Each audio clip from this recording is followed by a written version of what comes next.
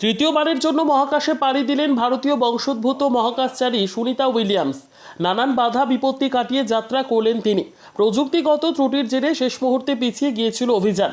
অবশেষে বুধবার স্থানীয় সময় সকাল 10:52 ফ্লোরিডার কেপ ক্যানাভেরাল স্পেস স্টেশন থেকে ইউনাইটেড লঞ্চ অ্যালায়েন্সের অ্যাটলাস 5 রকেটের মাধ্যমে অভিযানের যাত্রা শুরু হয়েছে।